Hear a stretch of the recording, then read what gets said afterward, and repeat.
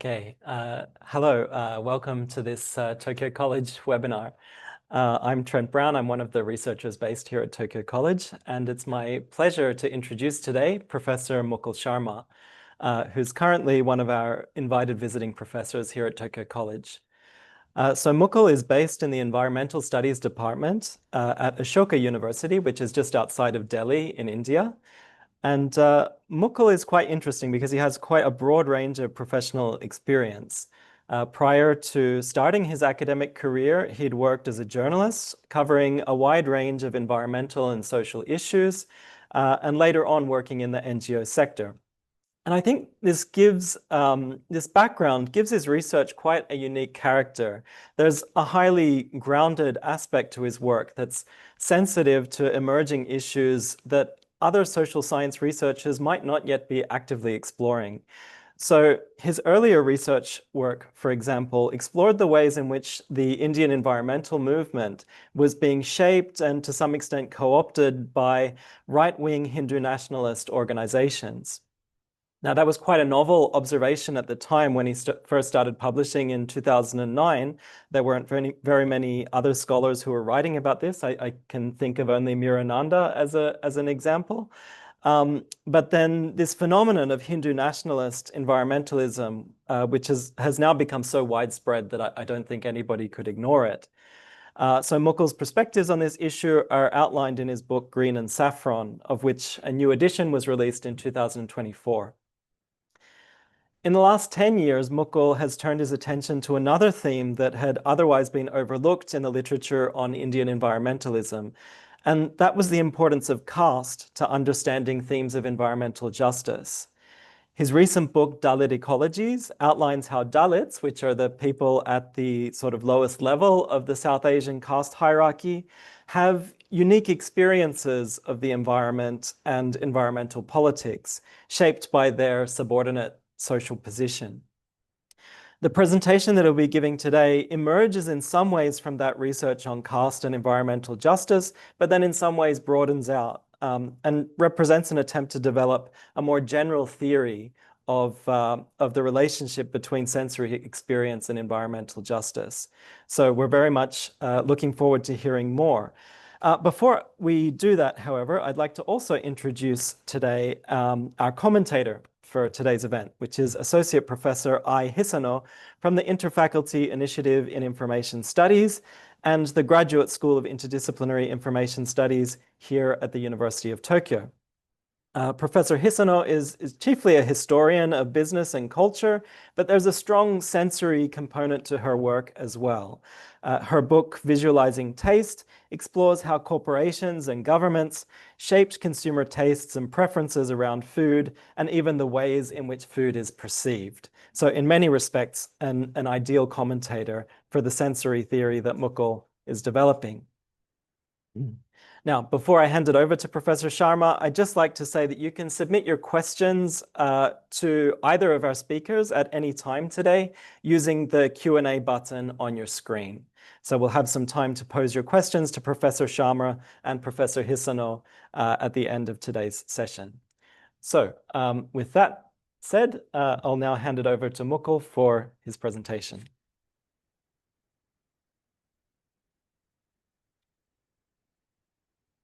Good afternoon once again.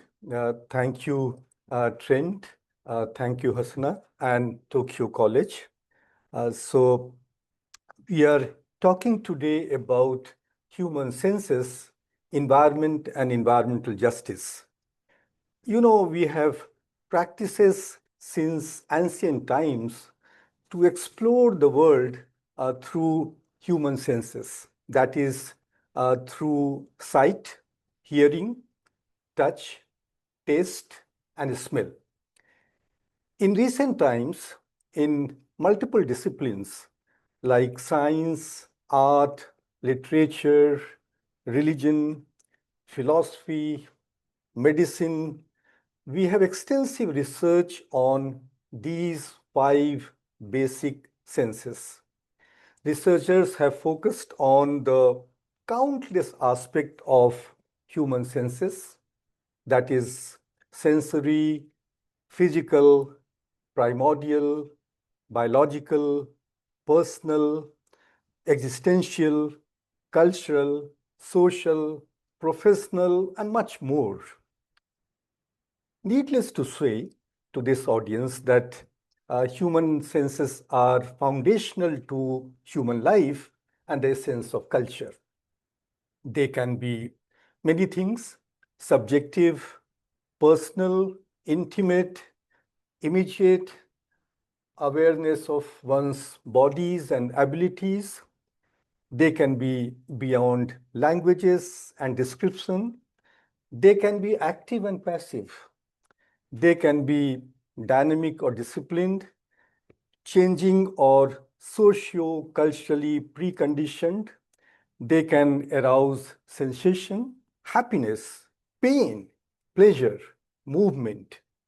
They can actually cover many aspects of our everyday interpersonal relations and experiences. They can represent collective and cultural beliefs and practices with physical, social, and economic environments. They can connect with cosmologies, class, caste, race, hierarchies, our political and social order.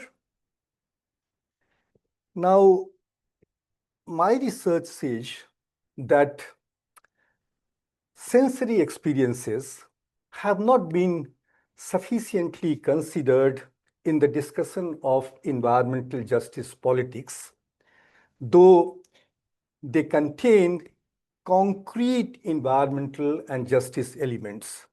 You know, senses are crucial human practices rooted in their surrounding environments.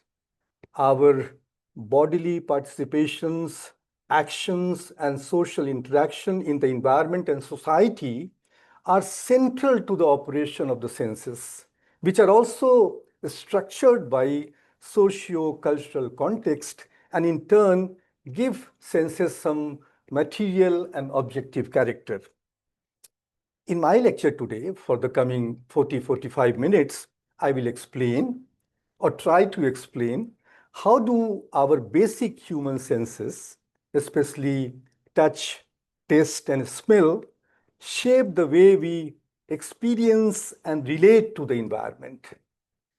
I try to explain today how these senses are not just personal or biological, but deeply social and political.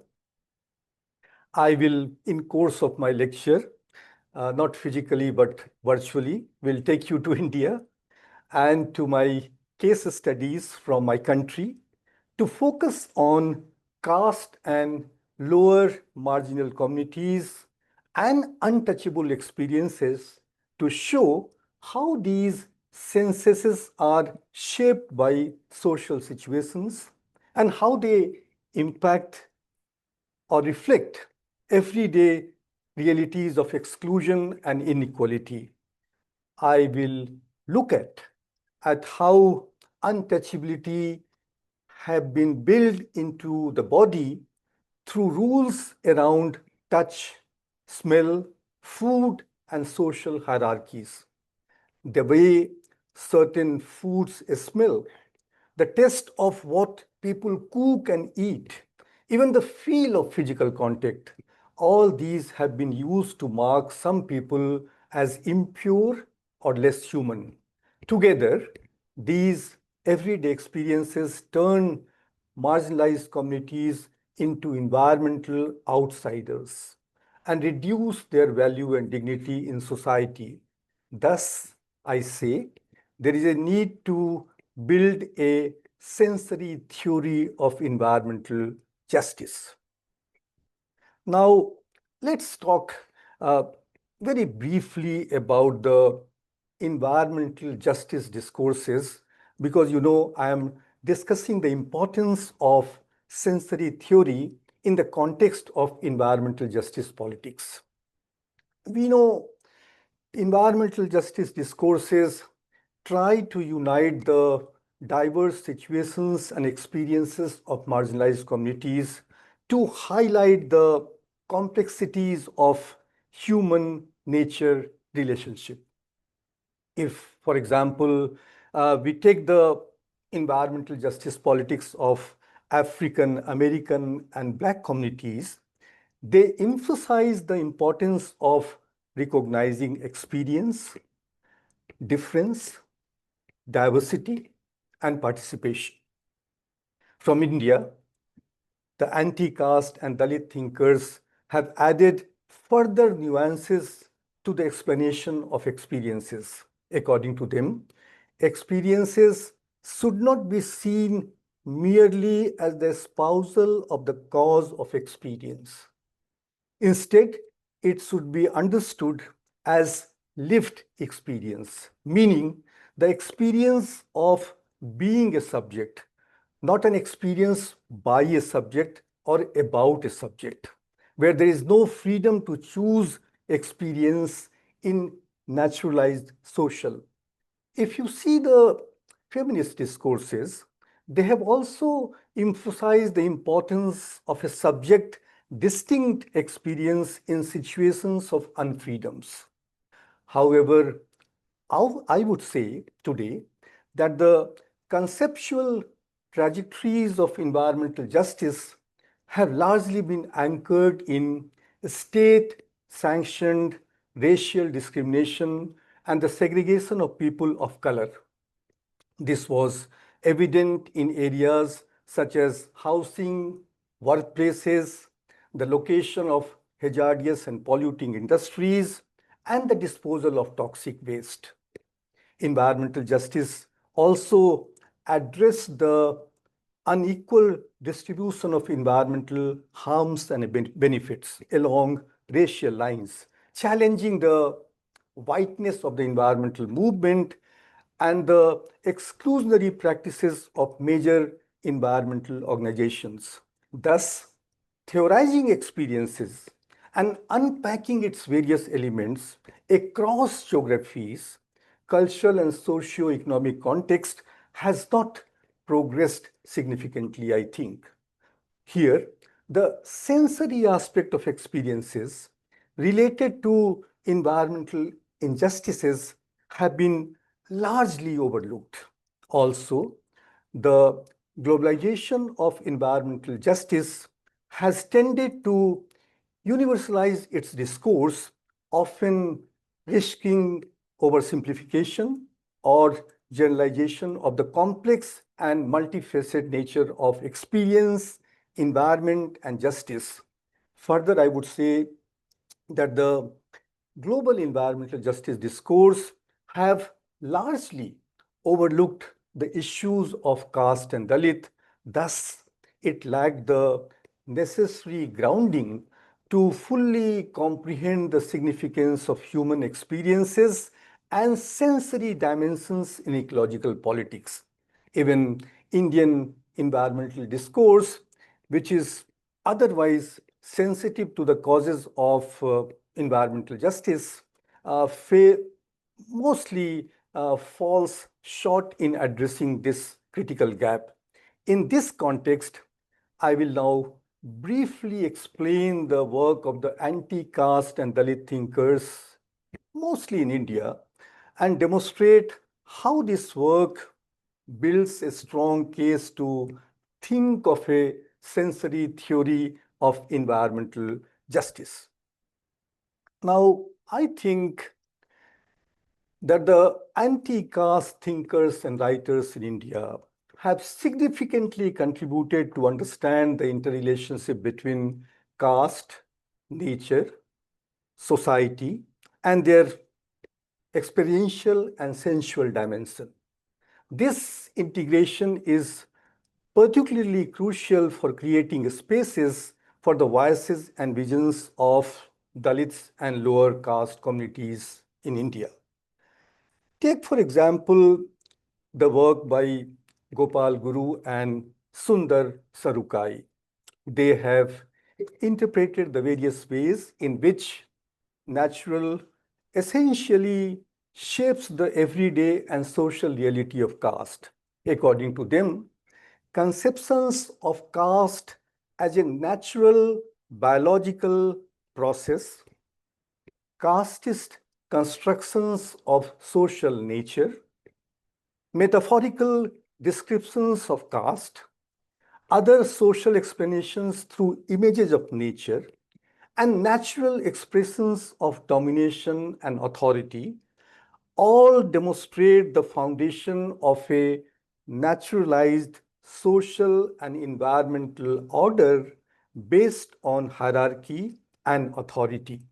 In such context, even the natural senses, seeing, touching, smelling, tasting, and hearing, are imbued with caste socialization. Guru and Sarukai emphasize that our social interactions are often shaped by the sensory dimensions of these experiences. The daily lives of people in cities, towns, and villages are deeply intertwined with the sensory cues that reflect caste and social hierarchies. These range from the even role of music and sound in general in shaping social dynamics to the significance of taste and touch. Explaining through the sense of smell and touch, they place senses at the core of human experiences. According to them, the identification, interpretation, and categorization of objects are based on their smells. A smell is not just a passive perception, but signals the presence of something. It also provides knowledge about that object. Similar to touch, a smell can carry implications of purity and pollution, stench and smell, as experienced in and around waste, open garbage dumps, larger landfills, slums, and waste pickers has also been identified as a main source of ritual pollution, risk, and exclusionary social and cultural practices and politics. Another anti-caste and Dalit academician, Aniket Javre, analyzes the core of caste society in touch as it constitute and is constituted by touchability and untouchability in society all around. According to him, caste is deeply rooted in the physical and social division of touch and non-touch, creating boundaries between inside and outside. Thus, I would say, based on the work by many of these anti-caste and Dalit thinkers, that human senses, touch, taste, smell, sound, sight, are fundamental to how we experience and interpret the environment, making them essential to understanding and addressing environmental justice, particularly in the context of caste and discrimination. Anti-caste thinkers have highlighted how sensory experiences are deeply intertwined with caste-based social hierarchies, shaping everyday realities and environmental inequalities. Touch, for instance, defines boundaries of inclusion and exclusion, while smell and sound are reinforce notions of pollution, purity, and social belonging. These sensory dimensions are not merely passive perceptions, but active forces that construct and perpetuate caste-based environmental injustices. By centering sensory experiences in environmental justice politics, we can better articulate the lived experiences and realities of marginalized communities whose environments are often marked by exclusion, pollution, and degradation.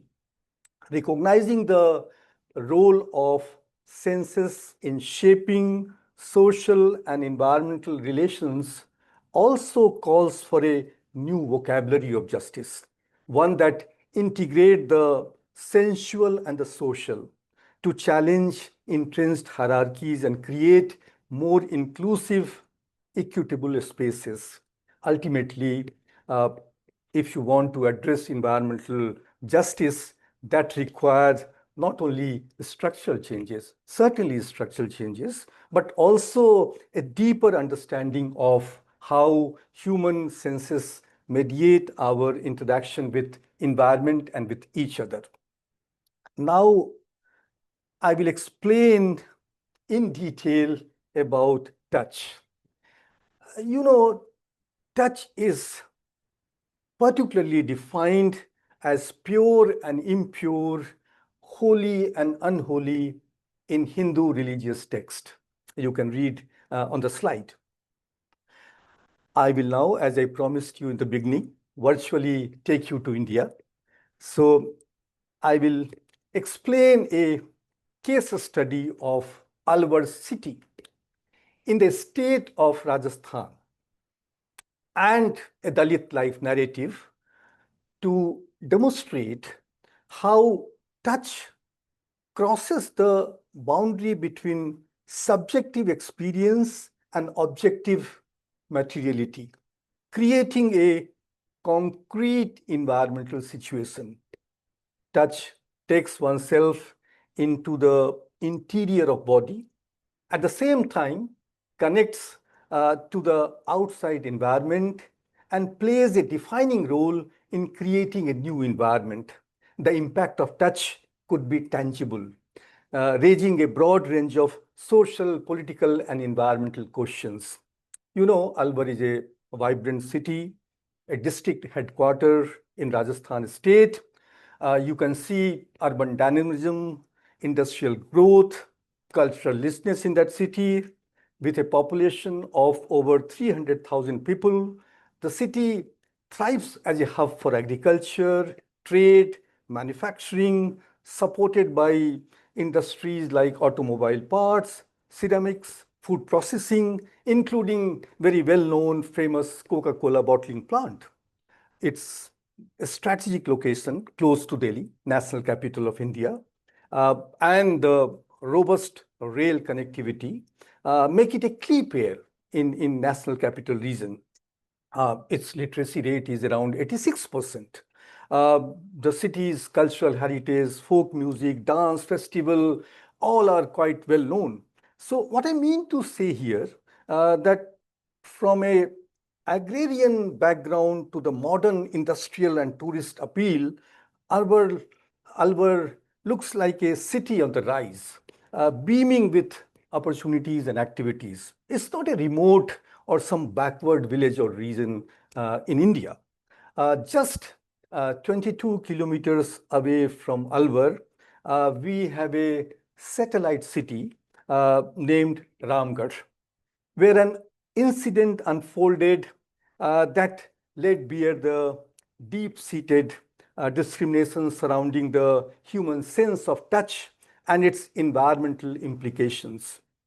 Chirag, meaning light, an 8-year Dalit boy, was a regular class 4 student in a government school at Ramgarh on March 31st, 2024, just last year. Feeling thirsty, he went to a hand pump within the school premises to drink water. The hand pump, a shared resources, stood as a symbol of community resources, community access, yet its use was very much characterized by the invisible lines of caste hierarchy. Chirag, belonging to a community historically labeled as untouchables, touched the hand pump to draw water. Simple, a simple human act of drinking. What would you do? You touch the hand pump. To doing so, he also touched a bucket placed nearby, which belonged to a person named Rati Ram Thakur from an upper caste community who was also filling water from the same hand pump. In a society where touch is often weaponized to enforce caste hierarchies, Chirag's act of touching the hand pump, the water, and the bucket was deemed an unpardonable transgression. To Thakur, The touch of a Dalit child was not just physical contact, but a contamination of the very elements, water in the bucket, that he considered his own. This belief, rooted in centuries of caste-based oppression, reduced Chirag's bodily touch to a source of pollution. Thakur reacted with violence, brutally assaulting the child and leaving him weeping in pain and humiliation. Chirag, the so-called light, returned home, trembling and tearful, to recount the incident to his family. When Chirag's family confronted Thakur, they were met not with any remorse, but with threats and casteist slurs. Thakur berated them, asking how they dared to touch the hand pump and his bucket. The family, seeking justice, approached the school principal, but their complaint was dismissed. The principal redirected them to the police station, where a first information police report, FIR, you could see on the slide, was eventually registered under the Scheduled Caste, Scheduled Tribes Prevention of Atrocities Act. The FIR details how Chirag had madly moved the bucket aside to drink water and was subsequently beaten by Thakur. It also documented the classist slurs and threats the family endured, further compounding their trauma. The incident left Chirag deeply scared. The school, once a place of learning and development, became a site of fear. He refused to return, terrified of facing Thakur again. When I met Chirag during my fieldwork and his family in Ramgarh in August 2024, their fear was all around. Chirag is still traumatized, had not set foot in school since the incident. At the local police station, the station in charge, the police officer, informed me that the investigation was ongoing and no action could be taken until it was completed. Shockingly, the officer dismissed the incident as normal, suggesting that such occurrences were commonplace and should not be exaggerated by researchers like me. This incident is a stark reminder of how the human sense of touch, a fundamental aspect of our human existence, is distorted by caste-based discrimination. It reveals how shared environmental resources like water and hand pumps, which should be communitarian, become tools of division and oppression. Chirag's story underscores the importance to recognize the deep-rooted bias based on basic human senses, where touch is a source of pollution and caste anxiety. And this is not about one place. This is not about Alwar or Ramgarh. In fact, in the entire Rajasthan state, where the Alwar and Ramgarh are located, there is a particular proverb, popular proverb, saying, what is the point of asking one's caste after drinking water? The state is divided on the basis of with whom you take water, with whom you drink water. The late Komal Kothari, a pioneer in the study of Rajasthani folklore, in fact, a pioneer in the study of folklore in India, who journeyed through the state for over 4 decades, exploring its rich cultural and musical tradition. What he found? He found how in some desert areas, access to water is divided by caste. Upper caste take water directly from the well, while lower caste, including untouchables, must use distinct containers, often the same one used for animals. Sometimes each caste is even given a fixed time to draw water, with lower caste always going last. This practice reflects deep-rooted caste hierarchies in everyday life based on touch. I gave you the example of Albal and Ramgarh. Come to another city in the same state, Jodhpur, one of the largest city of Rajasthan state. The city is recognized for its traditional wells, tanks, and water bodies. However, several wells have their well-defined caste identity created and owned by a particular caste group and at times used exclusively by them. A researcher, Prakash Purohit, gives a detailed account of such caste-based wells in several areas of Jodhpur city. He documents how different caste groups build their own wells and water sources. Dalits are barred from using most of these water sources. They're only allowed to take water from a nearby stream. Many Dalit autobiographies actually contain painful accounts of water and water bodies, where they are constantly reminded of their touch and the stigma of untouchability. The touch of Dalit becomes a crucial factor in determining their access to water and other natural resources. Even when water is accessible at the lower end of the river, they are often prohibited from drawing it from the upper end due to their so-called impure touch. These severe restrictions on accessing water sources profoundly shape their self-perception as human beings and their relationship with non-human nature and natural sources. Just read these autobiographies by very renowned Dalit writer Sharan Kumar Limbole, belonging to a Dalit community, Mahar. He provides a first-person account of his childhood anguish. He in detail narrates how access to a river was divided by caste.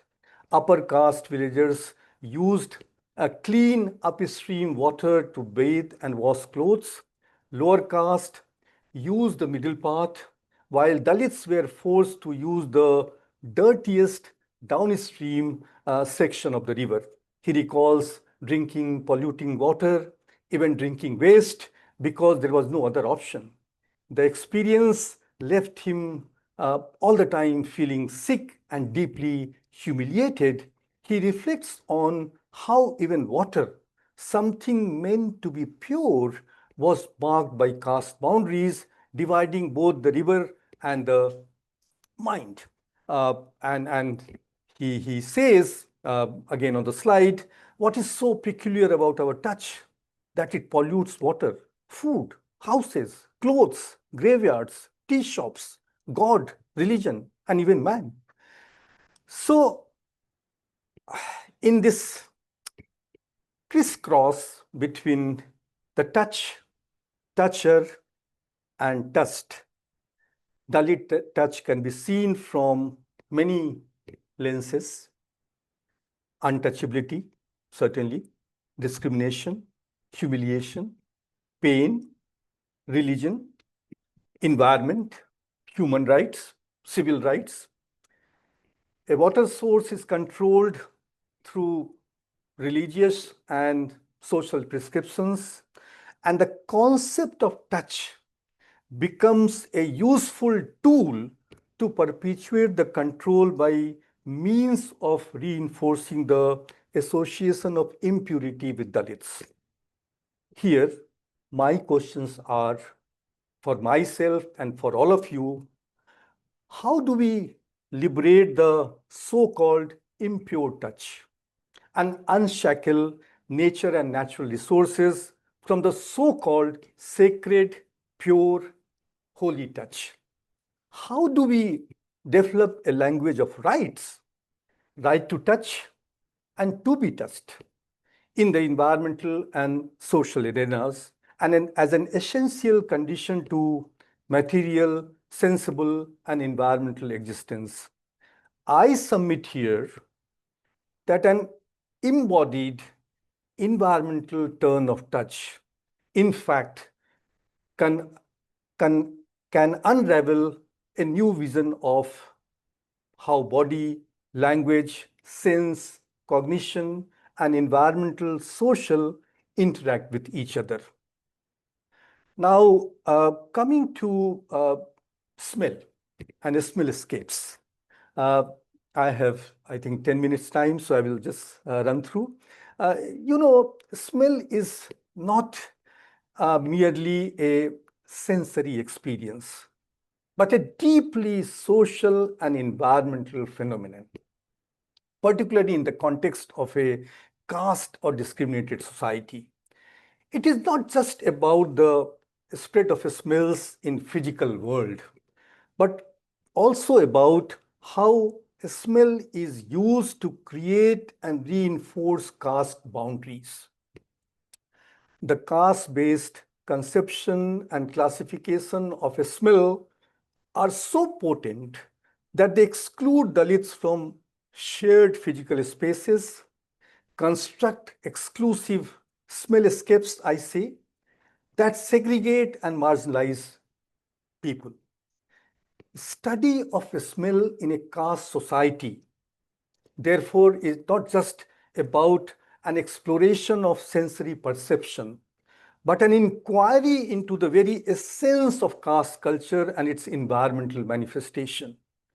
I will once again take you to stories, Dalit life narratives, and a case study, and will focus on a smell and aspect of environmental injustices.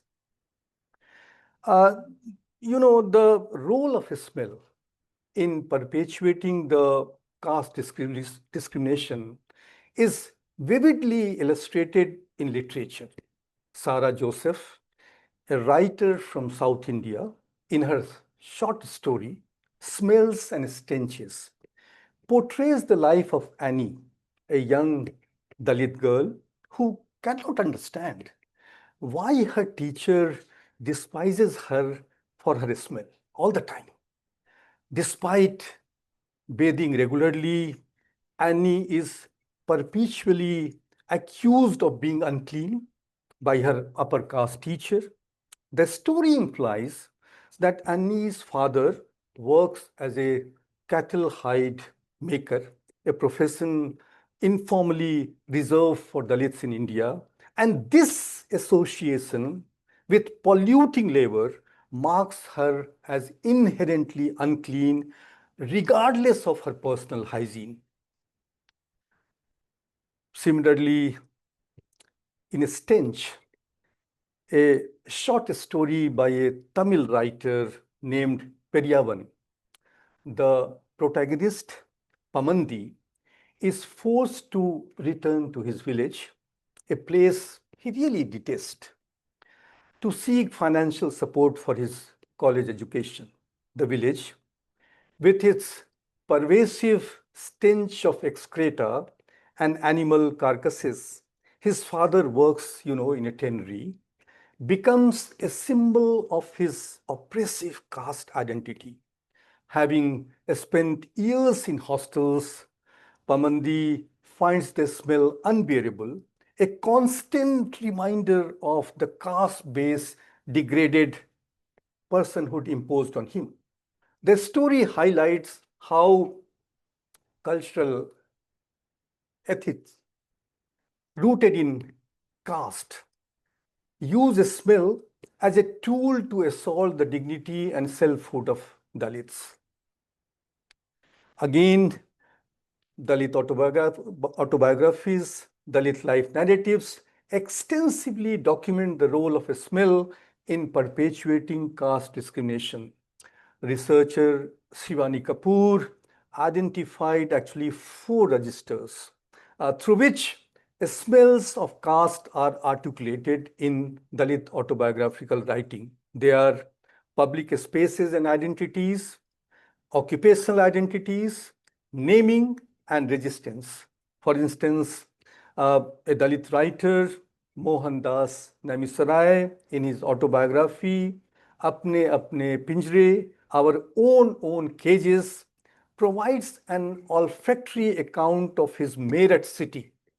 He describes how Muslims' neighborhoods are filled with the aromas of kebab, a good non-vegetarian food. Hindu localities are filled with the smell of sweets, while Dalit areas remain naked and flattened of all sense of smell, marked instead by the dirty air of leather work, a caste-assigned occupation to Dalits. Another Dalit writer, Om Prakash Valmiki, in his autobiography titled Juthan, meaning leftover food, recounts how his classmates would mock him for his smell, regardless of his attire. If he wore clean clothes, they accused him of pretending to be something he was not. If he wore old clothes, they cursed him for being unclean. These narratives reveal how a smell is used as a tool to reinforce caste boundaries and dehumanize Dalits. For me, the concept of smell escapes is crucial to understand the environmental and spatial dimensions of caste and smell. Smell escapes refer to the fixed structure where the smell of the body, the presence of strong smelling substances, and the direction of the wind determine the spatial ordering of habitat. In caste society, Dalits' habitats are relegated to the outskirts of village, often in the northern direction, while upper caste communities occupy the central and eastern part of the village. The spatial segregation is not arbitrary, but is deeply tied to environmental factors like wind direction. For example, the settlement of Dalit could be observed in a specific direction in rural India. The direction of wind is one of the physical factors which decides the location of Dalit settlements. Most of the Dalit settlements are localized in northern part. Generally, monsoon winds flows from southwest to northwest. In rural India, since the winds blows from east, higher caste people build their houses in east direction and Dalits were compelled to build their huts in the northern direction. The reason behind not allowing the Dalit to build their houses in eastern direction is that the wind may not be smelled and polluted by the untouchables. This is why rural Dalit settlements in many regions in India are located in the north. And this is not only about rural India. In fact, urban India could also be segregated by the basis of wind and smell. We have a recent research paper about the Nagpur city in Maharashtra titled Geographies of Untouchability and Caste Discrimination that actually profiles Nagpur along the same line. I'm not actually giving the details because of the shortage of the time. Now, smell escapes are not just physical or social constructs. They are environmental and economic tools of caste oppression. The issue of smell and wind have moved beyond questions of purity and pollution at the individual level. It now raises critical questions about the right to live in a space free from the fear of olfactory censorship and caste-based segregation. Environmental justice demands the recognition and dismantling of these oppressive structures. It calls for the reimagining of spaces where the wind does not carry the stench of caste and where Dalits are no longer confined to the margins by the tyranny of smell. Thus, the study of smell and smell escapes reveal the deep entanglement of caste, environment, and social justice. It challenges us to confront the way in which sensory perceptions are materially applied to perpetuate inequality and to construct a space where the air we breathe is not tainted by the hierarchies of caste. Now, coming to my last section, that is food and dirty taste. You know, B.R. Ambedkar, one of the pioneering Dalit and anti-caste leaders and thinkers in modern India, recognized in his writing and also experienced painfully throughout his life that how food and taste are fundamental tools for regulating caste hierarchies. Ambedkar said that the food hierarchy segregate people into three distinct identities. Those who do not eat flesh, they remain at the top. Those who eat non-vegetarian food other than beef, they are in the middle. And those who eat beef are at the bottom in the society. So Hindu caste society is deeply rooted in classification of food, where certain groups considered untouchable, such as those who cook and eat dogs and others. Central to this system is the question of whom one accepts food from and how this aligns with the codes of ritual purity and pollution.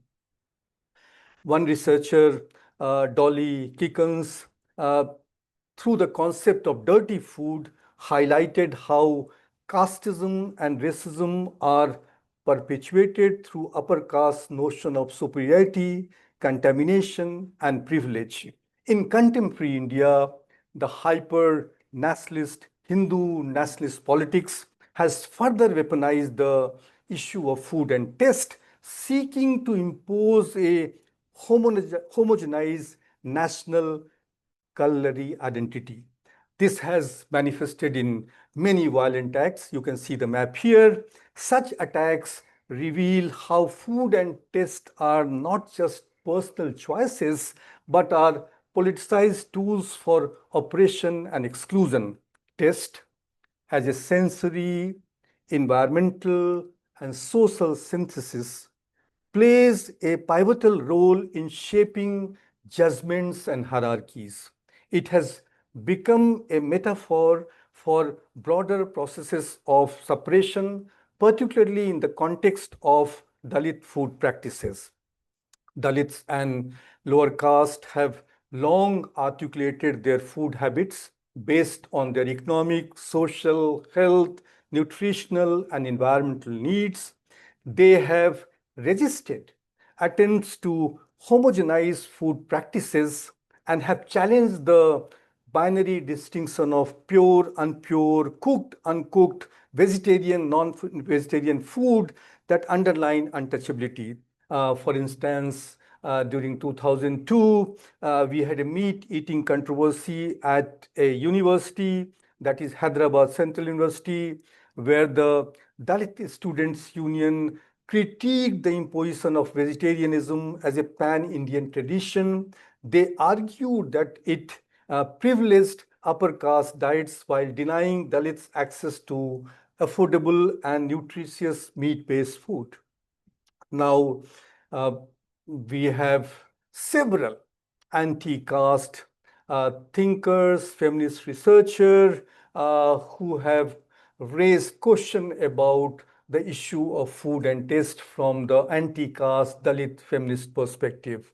For example, anti-caste feminist researcher Sarmila Rege, she has documented the past and present memories of food and food recipe in practice in Dalit households in Maharashtra states. Dalit and anti-caste writer Sahu Patole, it's there on your screen, in his book, has talked extensively about Dalit food and its cooking techniques with distinct and different taste.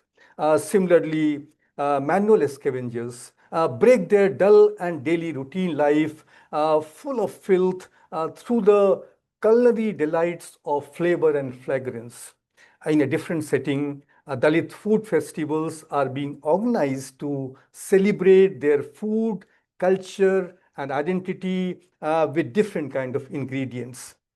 Dalit thinker Gopal Guru, again on your screen, highlights the cultural resistance embedded in Dalit food practices through folk songs by Dalit women in Maharashtra state. The song asserts the superiority of beef over vegetarian food, symbolizing a rejection of casteist food hierarchies. Dalit food festivals celebrate these traditions. Beef, in particular, has emerged as a powerful marker of Dalit identity, assertion, and resistance. It symbolizes social transformation, freedom, citizenship, and democracy for Dalits, who have historically relied on beef for its affordability, nutritional value, and environmental sustainability.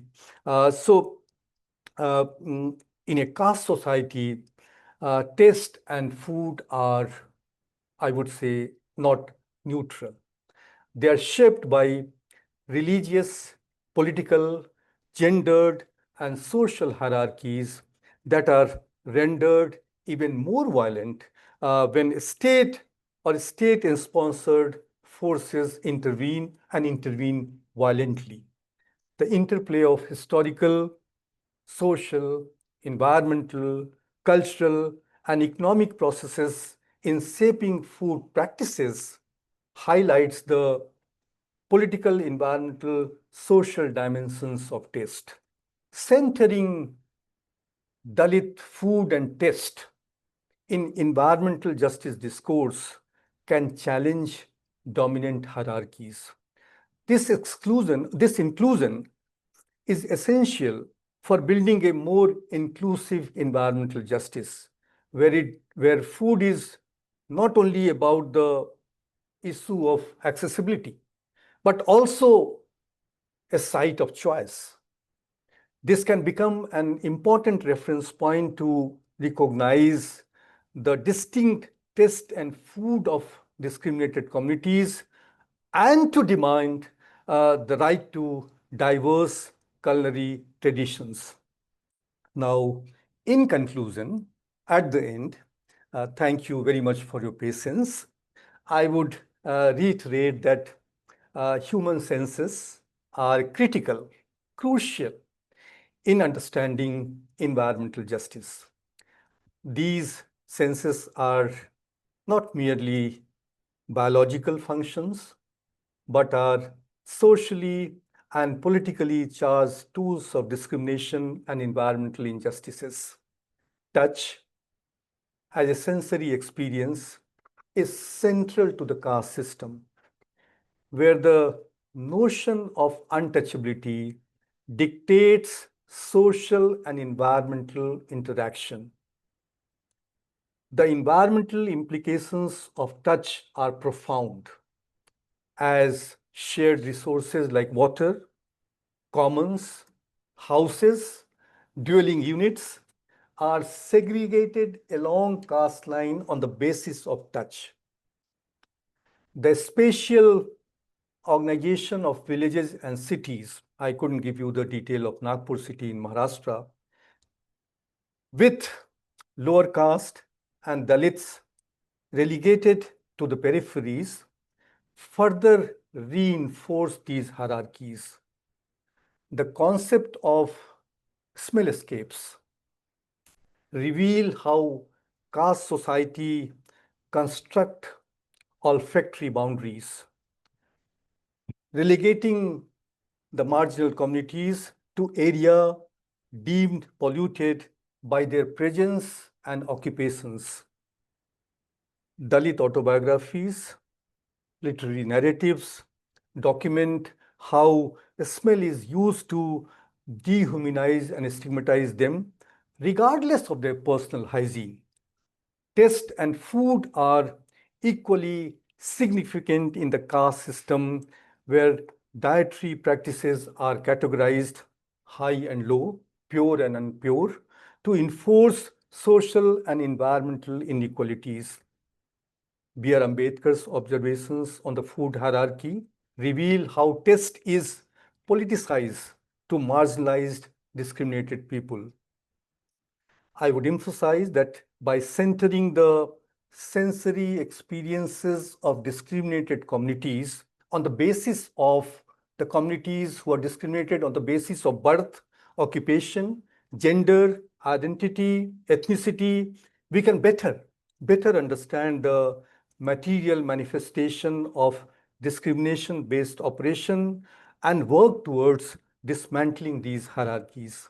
After all, environmental justice must must go beyond traditional frameworks to include the lived experiences, the lived realities, the lived languages of marginal communities, recognizing how sensory perceptions shape their access to resources, their self-worth, and their relationship with the environment.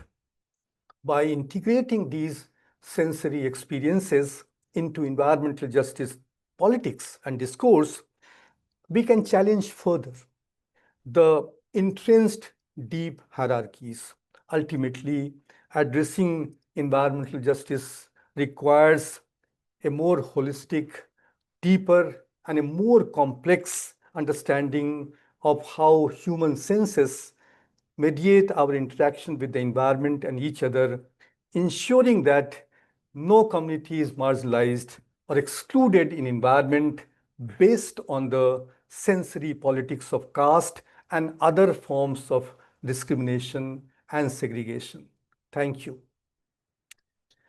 Wow. Well, thank you so much, Mukul, for that very stimulating talk.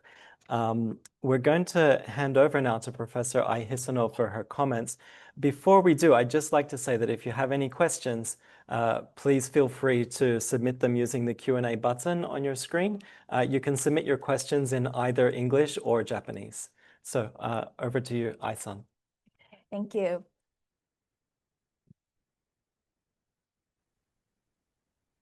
Okay, thank you very much for your profound and illuminating lecture. I feel truly honored to serve as a commentator for this talk. So Professor Sharma has presented what he calls the environmentality of the senses. Through powerful narratives, that he demonstrated how the senses play a role in perpetuating caste-based inequalities and environmental injustices among Indian Dalits. His exploration of how touch, taste, and smell mediate both environmental experience and social hierarchies, such as caste, offers a vital intervention in both sensory studies and environmental justice discourse. And also his call for a new vocabulary of justice that incorporates sensory experience compels us to rethink environmental justice beyond visual or juridical frameworks. It invites us to consider how the senses both shape and are shaped by social and environmental inequalities, and how they might open up new spaces for more equitable imaginaries of place and community. And his focus on the sensory construction of caste hierarchies among Indian Dalits resonates with broader historical and global patterns by which the senses have been instrumentalized within systems of power. As critical sensory studies or histories have shown, the senses have long functioned as tools for producing boundaries of otherness, contributing to segregation, racialization, and gendering. In modern Japanese society, for instance, the body's smell has been a potent instrument of discrimination. In Toson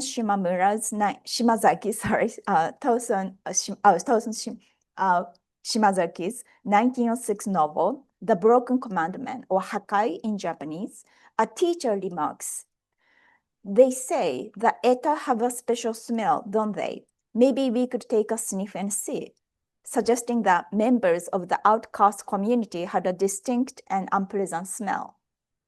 This olfactory othering was not merely a reflection of prejudice, but a technique for hierarchizing bodies. By casting certain communities as sensorially different, it tethered them to particular forms of labor and social status, reinforcing their marginalization. And there is no such thing as an inherently inferior or superior smell, nor is any particular scent innately tied to a group, but it is a deep-seated prejudice that produces and sustains olfactory distinctions. As Professor Sharma has shown, senses are never purely individual or biological. They carry social and political meaning. These racialized and gendered senses continue to operate today. Their entanglement with systems of power helps explain how discriminatory structures persist even in our society today. So in response to Professor Sharma's compelling talk, I would like to reflect further on the dual role of the senses as both instruments of oppression and tools of resistance, drawing especially from historical study of the senses in the context of American slavery, which you briefly mentioned in your presentation. I recognize that American slavery and the experience of Indian Dalits are distinct and quite different and not directly comparable. But I believe that juxtaposition of these sensory regimes can open fruitful avenues for thought. So in How Race is Made, Slavery, Segregation, and the Senses, historian Mark M. Smith examines how slavery and Jim Crow segregation were embedded in and reinforced by sensory experiences. Race, for example, was not constructed only through visual cues such as skin colors, but also through sensory differences. Enslaved people were often labeled unclean or smelly due to the physical consequences of forced labor. And these olfactory associations were interpreted as signs of inhumanity and used to justify subordination. And historian Andrew Kettler has referred to this phenomenon as olfactory racism in his 2020 book, The Smell of Slavery. And similarly, Jennifer Lynn Stover's The Sonic Color Line, Race and Cultural Politics of Listening, explores how race has been inscribed through sound, showing how auditory perception shaped and maintained racial divisions, what she terms the sonic color line. And touch also played a crucial role. While it was deemed inappropriate for enslaved individuals to touch white people, the reverse, white people touching enslaved bodies, was understood as an act of physical and symbolic domination. In slave markets, white owners frequently touched those being sold to evaluate their physical condition. Such tactile practices reinforced the view of enslaved people as property and reaffirmed racial hierarchies. So touch was not neutral or benign, not merely a matter of physical contact between two bodies, but a powerful sensory mechanism of control. And yet, the sensory order that reinforced domination also opened avenues for resistance. And Kettler, or Andrew Kettler, I mentioned earlier, his notion of aromatic resistance highlights how enslaved Africans drew upon olfactory traditions such as body perfuming practices from West Africa to assert cultural identity and autonomy. Some even used unfamiliar or pungent scents deliberately to repel white observers, creating cultural and sensory dissonance as a subtle form of resistance. And this dual function of the senses as sites of domination and resistance is crucial. Marginalized people were not merely subjected to sensory regimes, they actively reconfigure them in ways that expressed agency. So this aspect deeply resonates with Professor Sharma's account of the cultural resistance embedded in direct food practices. And discrimination through the senses and resistance to it often remains invisible, inaudible, or illegible in the conventional histories, in part because records of marginalized groups are limited. Here, I think sensory history provides unique tools. First, by focusing on sensory practices in everyday life, such as rituals, customs, and embodied habits, it uncovers forms of strategic non-assimilation that might otherwise be missed. And second, sensory history allows us to examine structures of power, not only through institutions and laws or regulation, but through perception itself. It helps us ask, who is allowed to make noise, who must remain silent, whose bodies are rendered smelly, and whose are idealized as neutral or odorless.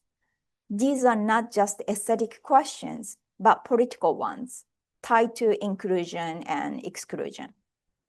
And finally, sensory history invites us to reframe embodiment.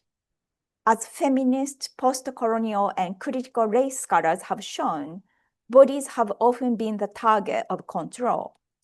And sensory history extends this insight by asking how bodies felt in the past or how bodies are feeling today.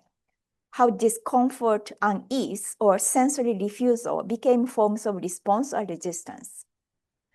And when gestures, silences, smell, or distances become tools of dissent, sensory history helps us interpret their meaning.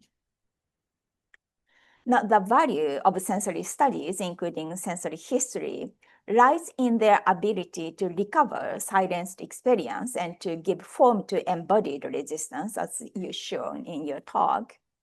And Jacques Rancière, the French philosopher, speaks of the distribution of the sensible, how the world is divided in terms of who can feel, see, and be heard. To rethink this order is to ask, how is feeling made possible? Who is allowed to feel what? These questions help us identify and disrupt the frameworks that constrain not only perception, but possibility itself. Now, in closing, I would like to offer a few questions for further discussion.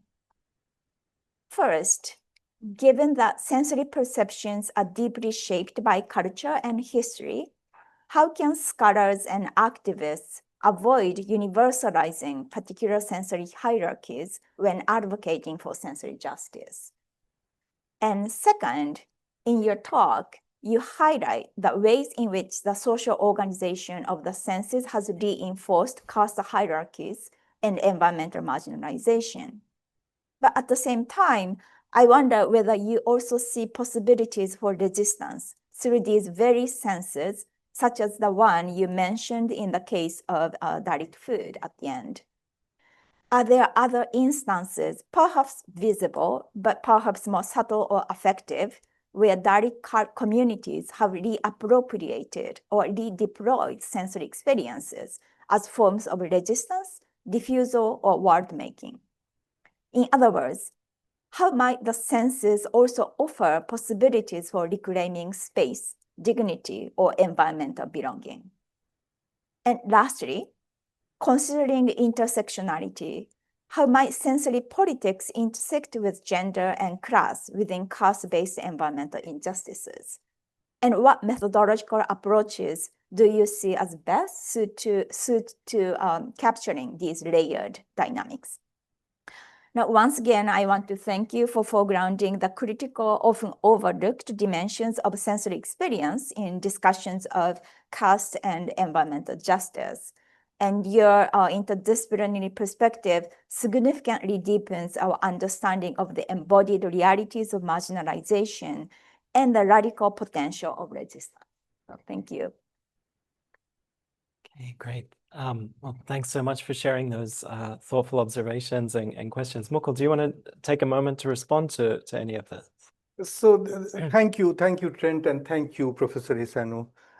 You are an expert in this area, so your observations and questions are most welcome, and I would love to learn from them. Regarding your first question, you are absolutely right in raising the question here about the culture and history and the sensory perception and related thing. Here again, I would like to place the perspective of environmental justice politics, which very much emphasize the importance of the dynamic, heterogeneous, and plural discourse of justice and its specific histories. The environmental justice movement have been saying that they must reflect the pluralities of justice discourse.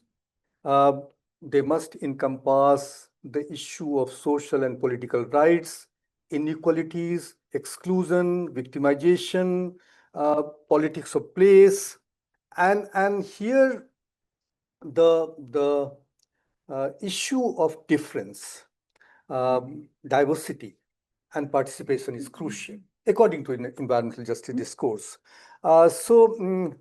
If these are the underlying principles, then instead of trying to universalize the particular sensory hierarchies, I would like to see the specific nature of sensory politics rooted in different cultural and political histories. However, at the same time, I think you would not deny their interconnectedness. The different histories, focusing on their specific histories, but at the same time, seeing the interconnectedness. That is regarding your first comment. Second comment, of course, thank you very much for raising this because the sensory politics or working towards a sensory theory of environmental justice cannot be only a theory of suffering or segregation alone. It is at the same time should be a politics of sensory assertion. You worded it very, very nicely. I won't be able to do that. Where in your touch, taste, smell, you also assert your cultural, religious, environmental identity, which is distinct, which could be different, and which could also challenge the cultural, social, political hegemony, certainly. However, I will, so I totally accept your point. And little bit I have given example from the food and culinary assertion back home in our country. But I would add 2 points very briefly so that we have more time for others to raise question. That environmental politics or sensory justice politics in the environmental sphere can happen only when there is a political space. As well as there are positive currents in the realm of environmental justice, in the realm of marginalized people. Along with the awareness and recognition of the sensory dimensions of environmental justice politics, we also need spaces and organizations to take forward the broader environmental justice politics in the society. So you need that kind of a political space. Secondly, you are very right that food and taste have become to some extent a rallying point for Indian discriminated communities to reassert their dietary preferences, food preferences. But I would also add, and I'm sure an expert like you must be aware of this, that some of these assertions and resistance could be quite subtle and quite nuanced and can not be always in the demonstrative activities. For example, Dalit autobiographies extensively unravel the issue of smell extensively through different narrative about smell. We have an Indian academician, I mentioned her in my lecture, Shivani Kapoor, who has worked significantly in this area of smell and caste, that how Dalit autobiographies, life narratives, extensive account of smell transcend boundaries and at times threaten to alter the reader's sense of their caste self. So this is again a different kind of resistance, which is not in terms of demonstration or food festival. So we should be also open and alert enough to see that subterranean, nuanced, complex level of resistance in this field. And third, your another very important point, suppose this intersectionality with class, race, gender can happen only with the interdisciplinarity. So thus to capture, I would say, gender or class or ethnicity, and I would also add capitalism. Your book actually touches upon that, and colonialism. We must straddle between discipline. The boundaries and borders of discipline, we must go beyond. And within this kind of interdisciplinarity, I would put further emphasis, and that's why I time and again go back to Dalit life narratives, their autobiographies, their poems, their stories. We must put a special emphasis to listen to the voices and visions of marginalized community. I mean the experiences and articulations of marginalized people themselves. So along with intersectionality and interdisciplinary nature, how do we try to capture, and then it becomes possible. So thank you. Yeah, no, thank you. Thank you very much. Yeah, and also about the resistance, I guess maybe it's not only subtle, but maybe it can be an unintended resistance. Like people might not be aware of even that's the way of resisting something, but it kind of turns out to be a resistance. Yeah, so. Just on this question of methodology, we do have one question from the audience. But how can researchers ethically observe and study sensory oppression without reproducing that violence? The questioner doesn't give any further context, but I imagine, things like the kind of questions that we ask, they might elicit, a negative response from people. So to this question, there are different ways to get into the research methodology. There is not one way. Here, I think a person is also trying to touch about the positionality, the role of the researcher, and so on and so forth. So, for example, when I go to Dalit autobiographies, their life narrative, their poems, their stories, I don't ask any research question. Actually, they are the research answer and research site, where without getting directly entering into their personal or any sensory experience, that could be one way to research, without actually getting into that kind of a so-called violence. The other way of research is your observation, is your participation without asking question. If you think that asking question could be a bit of interference or unwanted entry, then the other way be. So the point here is that your subject matter, your sensitivity, your preparedness for the research, they all make you prepared to get into your research topic.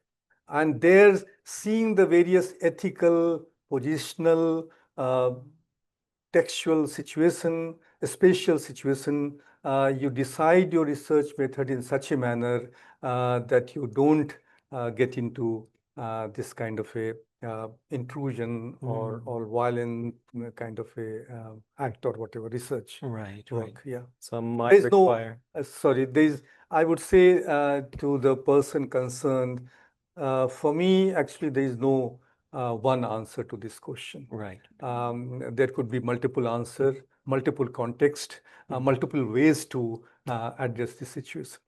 But in general, it's a topic that might require some sensitivity and maybe more or less obtrusive sort of methods. Yes, you're right. You're right. I see. Okay, we have a question that's been submitted in Japanese, so I'm going to try my best to sort of abridge it. The questioner says that I believe that as long as we're human, we will continue to have our senses, even if we don't want to. And of course, it's never good to have our senses promote discrimination. But it seemed to me that we cannot escape the framework unless we ignore our individual senses. So if so, do you have a positive outlook for this question of environmental justice?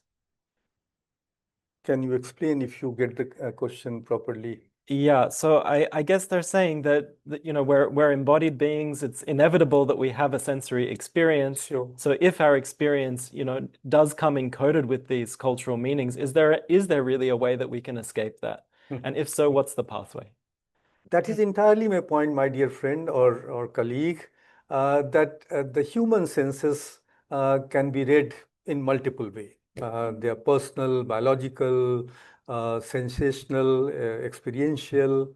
One is not talking about your personal, biological, sensory experiences in which we all have been anchored because of our conditioning. One is talking about uh, your senses when it acquire a particular dominant authoritarian nature, when it structures in such a manner where others get dominated, others get marginalized. How do you question that particular social, political, economic character of your senses? If your sense, whosoever you are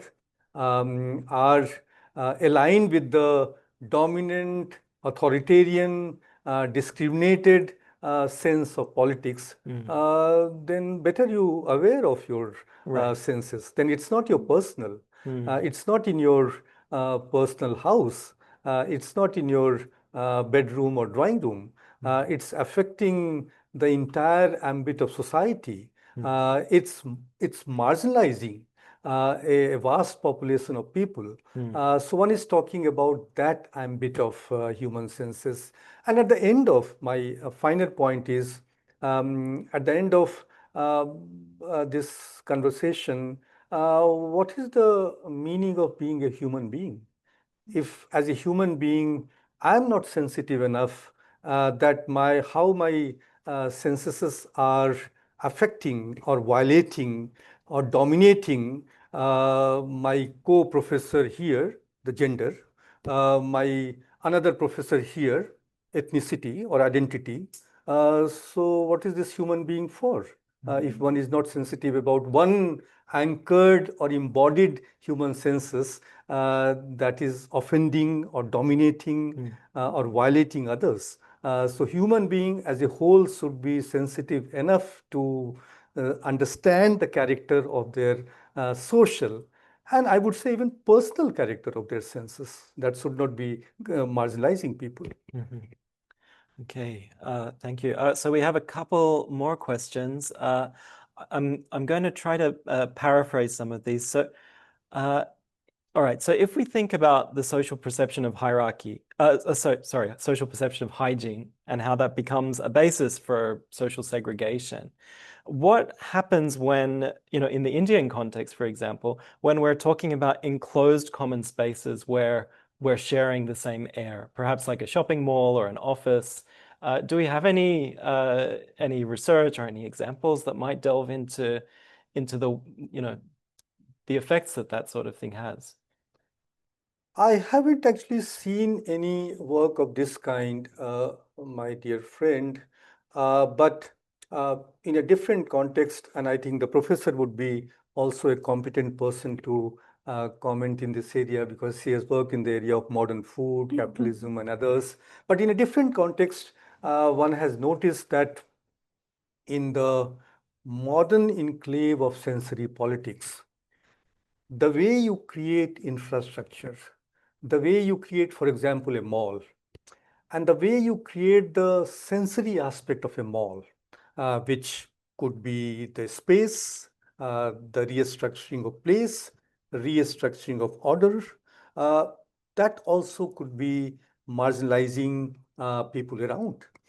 So in the modern sphere of sensory politics, you need to extend your understanding about reorganizing, restructuring of place, space, infrastructure, and its related social and environmental aspect. But I would also request the professor if she wants to add anything here. So the question, could you the question about what happens in enclosed social spaces. The commons where you held.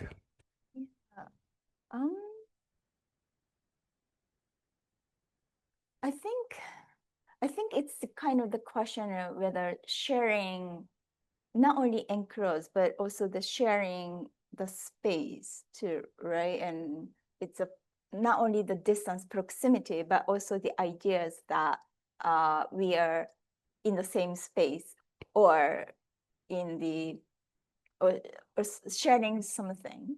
And that is not, I think, only about the question of whether we are in the same enclosed space or not, but I think it also kind of links to what Professor Sharma talked about, the touch as well. Like touch is virtually kind of sharing this thing, even though we may not be touching directly. I think we are kind of sharing the material or some thing virtually. So I think this, I think the question kind of has a kind of bigger probably implication to think about how we think about others or accept other people's existence in relation to real or virtual kind of spatiality or relations. Yes. Sure. Right. I feel like there's kind of a bigger sort of question here about what different forms of social organization do to practices like untouchability, for example, which, you know, historically evolve predominantly in rural setting. But, you know, if you're on Delhi Metro, you're not going to be able to avoid getting touched by others. So, you know, the kind of spaces that we inhabit must have some kind of effect on the nature of these practices. Yeah, you're right. Actually, the understanding of sensory politics in the field of environment could be quite dynamic in urban setting. Now we have enough research to show that in urban settings, modern setting also, we have different kind of segregation, demarcation. In those spaces, how does sensory politics play require further, more deeper study and understanding. I think really just speaks to what a fertile area of study this is. That's why this study, which I could not elaborate here, about the Nagpur city in Maharashtra state, is the second capital of Maharashtra. It's not a small city; it's a modern city, where this study shows that how the main areas, modern areas, are built on the basis of segregation, determined by the direction of wind, which comes through historically. So this is another way to look at the cities now. I never thought that a city could be studied on the basis of wind, smell, and the main areas could be understood on the basis of sensory aspect. Wow, well, another one to add to the reading list. I'm afraid that we've run out of time, but yeah, again, Professor Sharma, Professor Hisano, thank you so much for your talk and for your comments, and thanks to the audience, of course, for joining us. We'll look forward to seeing you at our next webinar. Thank you. Thank you to both of you. Thank you to Tokyo College. Thank you for this opportunity. Thank you.